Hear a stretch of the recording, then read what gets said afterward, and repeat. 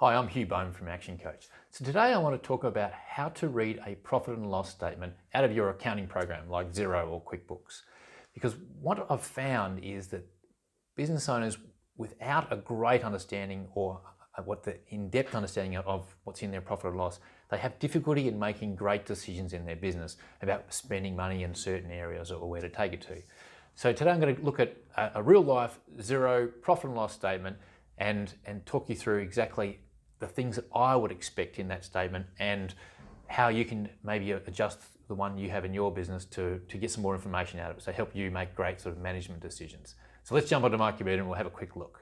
So here we are looking at a P&L, and so this is, as we mentioned earlier, it's historical information. So we're looking at previous months here, and I guess this is the first thing to point out is I like to see a break up on a monthly basis here. For example, we're obviously in October here, and we can look at the previous months, September, August, and July, and most accounting packages will split it up into months for you. But I think this is really important as a management tool. You need to look at your P&L every month, and some businesses are kind of hooked on just looking at annual P&Ls from their accountant, but monthly is something that is really useful.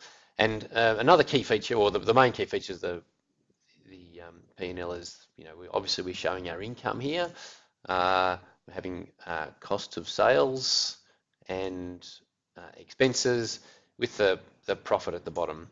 And so let's dig into each of these sections and sort of cover off a couple of things that what I would like to see in most businesses in each of their sort of sections here. So income, this is all the income that comes into the business, and it could be mistaken, like this business here is largely all the income is sort of thrown into virtually one bucket here, but it's good to be able to split it up into several buckets. Like if you've got a business that does installation and service, for example, you might want to put at least two.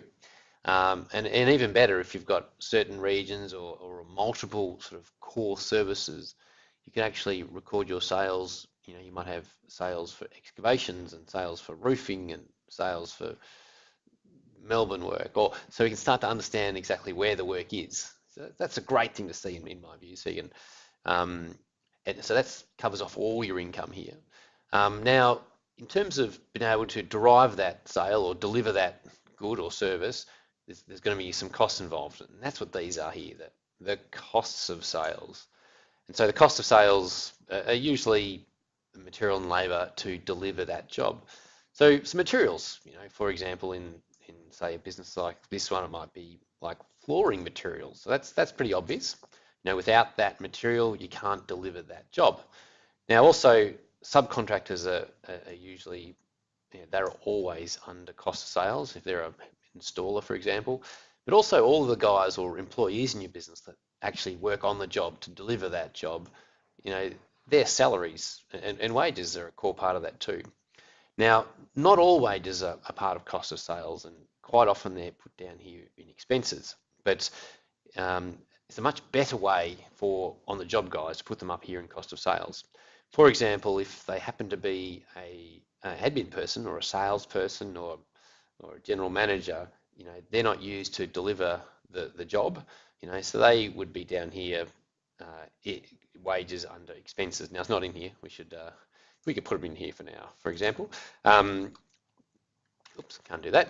Let's worry about that later.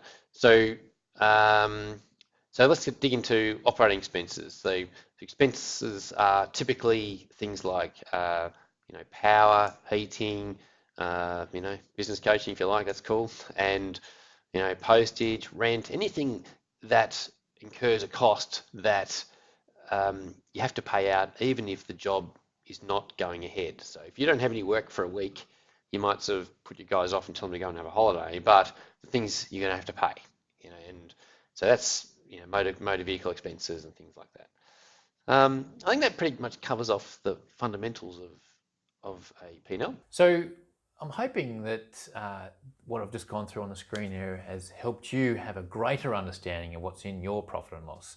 If you have any questions, don't hesitate to call me, and keep your eye out for other videos that I've got along these lines. I've got one on balance sheet and break even coming up as well, which go hand in hand with the profit and loss video.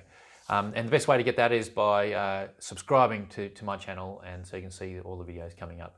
But apart from that, thank you for listening, and I hope I've helped you out there. Bye for now.